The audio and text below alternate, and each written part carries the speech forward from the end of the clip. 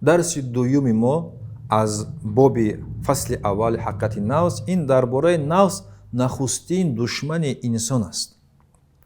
нафс бар биадабӣ сириштӣ шуда, дар ҳоле ки банда маъмур ба пайравии адаб аст. пас нафс бинобар табиаташ дар майдони мухолифат метозад. нафс худаш одамро ба гуноҳ ҷалб мекунад. ҳабиби худо алайҳиссалоту вассалом фармуданд: душмантарин душмани ту ин нафси туст, ки дар миёни ду канори туст. ин ҳадисро мо бояд фаромӯш накунем. аз ин рӯ касе ки лаҷоми нафси хешро дар шаҳватҳо, лаззатҳояш сар додааст, бо ӯ дар фасодкорияш шарик аст.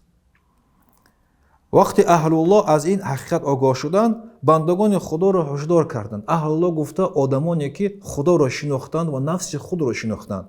вақте ки огоҳ шуданд ки нафс душмантарин душмани инсон аст, хабар доданд ки асли ҳар гуноҳ ғафлат ва гуноҳҳо ин хушнудӣ аз ин нафс аст. ва ҳар нав тоату эҳтиёт ва иффат аз ҳаромҳо ин нохушнудӣ аз ин нафс аст.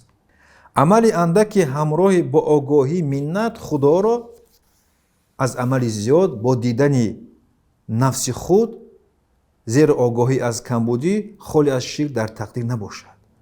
амали кам бо оне ки одам ба раҳмати худо такия мекунад беҳтар аст аз амали зиёд ва одаме ки ба нафси худ ба амали худ такия мекунад.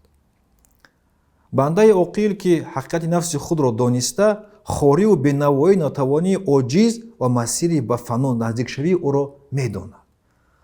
инсоне ки нафси худро мешиносад, пастии нафси худашро мешиносад ва бузургии худоро мешиносад.